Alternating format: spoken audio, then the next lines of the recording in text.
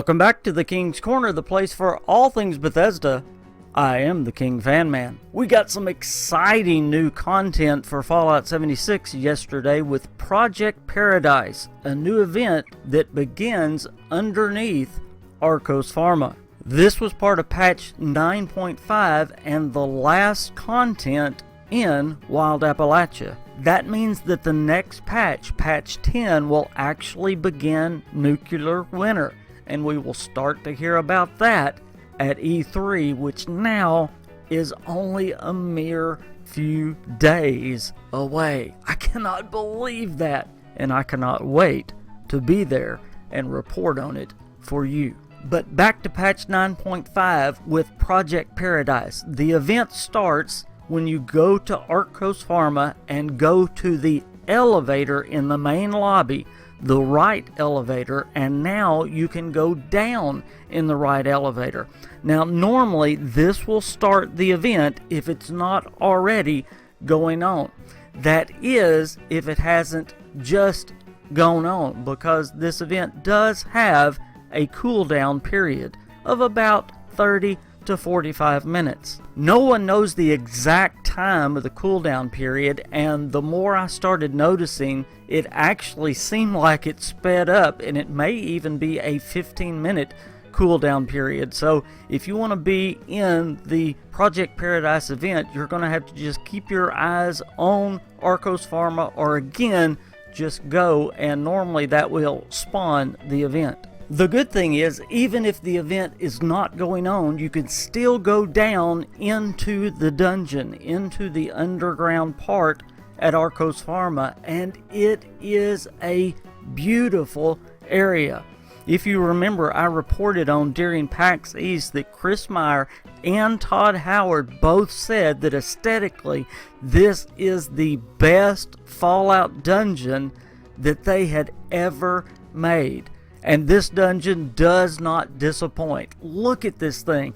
It is gorgeous. It has 3 different areas, 3 different habitats that are unique in and of themselves. Plus, it has 3 different office areas that are connected to each of those habitats. And it is huge down here, and you will get lost until you learn the area. Now also beware, even if the event is not going on, there are enemies still everywhere in this area, and there are very high level enemies as well, and multiple types of enemies too. So you had better be on your guard whether the event is going on or not. Now before we get into talking about how the event itself works, I want to talk a little bit more about this being the best dungeon of any Fallout. Now again, those are not my words. Those come from Chris Meyer,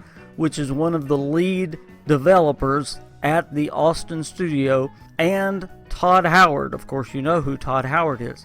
And they said this multiple times at PAX East. Looking at the video and the pictures of this dungeon, me being personally down in this, doing the event several times and exploring this place, is this the best Fallout dungeon of all time, aesthetically speaking? Meaning the design of it, the looks of this dungeon. Did the developers put more time, more effort into the looks of this dungeon than any other dungeon in Fallout history? Well, of course that is an opinion, but thinking back through all of the Fallouts, that is a very high mark to hit.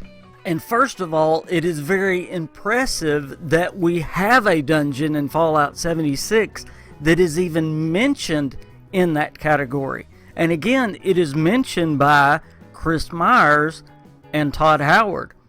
And I believe anyone looking at this dungeon objectively would have to say, yes, this would have to at least go into the top 5 or top 3 dungeons of all time. I mean, look at this thing. It is gorgeous. It is huge. Find me a dungeon anywhere in Fallout history that looks any better than this one. So the point to this is, if Bethesda continues to make content that is of this quality, that bodes well to the future of Fallout 76, and I hope they continue to push and make Fallout 76 content the best of any Fallout. Wouldn't that be great? Now, the event itself is extremely difficult. Number one, it's extremely difficult just to survive the event, but to prosper in this event and to get good loot gets even more difficult. There are 3 different phases to the event. And remember, there are 3 huge habitats, 3 huge rooms that you have to take care of. So you need a lot of people to be successful in this event. In the first phase, you have to feed the animals. In each habitat, there will be different things that you have to gather up and take to the center of the habitat and put in the mechanism, all while being attacked by robots, animals, and all kinds of various creatures. You have the opportunity to get a rating from 1 to 3, 3 being the greater. If you get a rating of 3, during the next phase, you get a creature that is able to defend itself. Because, see, in this next phase, you have to defend a creature against a wave of enemies.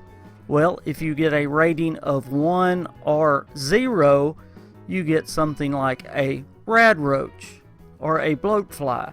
But if you get a rating of 3, you might get a deathclaw. So you definitely want to do good in phase number 1. But trust me, it's harder than it looks. In phase 2, keeping the creature alive, no matter what it is, even if you get a pretty good creature that can defend itself, is very, very difficult, because it will throw anything and everything at you, including many legendary enemies. That is one great thing about this event. You will get a lot of legendaries in here. So be sure and loot the enemies, as I'm sure you will, but you will get a lot of legendary items out of this event, even if you fail the event. If you fail to defend your creature, the event will be failed. If your creature dies, the event will be failed. However, if your creature lives through phase number 2, you go on to phase 3, which arguably is the hardest. Phase number 3 is where the boss enemy comes out, the alpha enemy. It is normally a level 100 enemy. We did the event several times. We got a level 100 Grafton monster once, a level 100 sheep squatch once, and a level 100 fog crawler once, and that was the absolute worst. Oh, that one wore me out. I don't want the fog crawler ever again. But whatever it is, at level 100 and 3-star legendary, they are extremely difficult. Now, I've actually heard people say that the event is fairly easy, but they must be just trying to survive the enemies, because actually trying to get loot and complete the event again is very difficult. To get max amount of loot out of this event, you have to have all 3 rooms at a max rating of 3, with all 3 creatures surviving phase 2, and of course killing the alpha boss enemy in phase 3. Now, there are also some surprises about this underground area.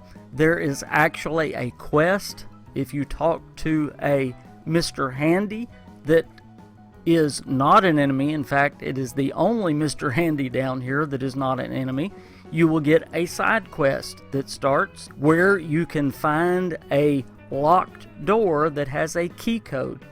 And the only way through this door is to find the code, and the code is actually in fragments in each of the habitats. You will find a partial code in the office sections of A, B, and C. You'll find 2 numbers in A, 2 numbers in B, and 2 numbers in C. If you want to cheat and know that code now, I will give it to you. If you don't, turn away now. Bethesda also left this where they can add new content in the future, which is very cool. There are several terminals down here that can be added to, and a storyline of 8 survivors that lock themselves in the generator room, which is actually the place that you're opening up with the key code. And I think there is a story arc that they might add new content in the future, so that is very exciting and very cool. By the way, be sure and go check out the Atomic Shop today. There is a free chemist icon. We always like the free stuff, as well as some sale items. There is a ceiling fan that looks really cool when hung, as well as some new power armor skins. I love the Arktos Pharma themed stuff, the Doctor's Mask and the Arktos Pharma themed power armor skin. So go check out all the things in the Atomic Shop. And as always, be sure and stay to the very end of this video where you might see your Fallout 76 picture, because that's how I end all my Fallout 76 videos, with submitted Fallout 76 pictures. So keep sending me those Fallout 76 pictures on Facebook or on Twitter. So follow me on Twitter, like me on Facebook. That's how you're going to send me those pictures. Also, check all my other links down below. Join our Discord where we talk about Fallout 76 all the time. Also Starfield and all things Bethesda. Also, if you can and if you're able, become a Patreon and a true partner of this channel. And by the way, I just have to say a huge thank you to everyone who had a part in our 10-hour-long live stream the other day to benefit my trip to E3. It was a huge success. No, we didn't raise enough for the whole trip, but that was never the goal. We raised almost half enough for the cost of that trip, and that trip is crazy expensive, so that is a huge success. I cannot thank you guys enough, and this is the absolute truth. Without your help, I would not be able to go to E3 this year. So thank you so much. Anybody who had any part, not just those that gave the donations, and some gave crazy amounts. Thank you so much. Those that played with me, those that watched the stream. I had some that watched the stream literally all day, 10 hours long. I say it all the time, I have the best subscribers on YouTube. Y'all guys treat me so well, and I appreciate it from the bottom of my heart. Thank you guys for watching this video and taking care of me so very well. I am the KingFanMan. I'll see you guys very soon. Bye guys.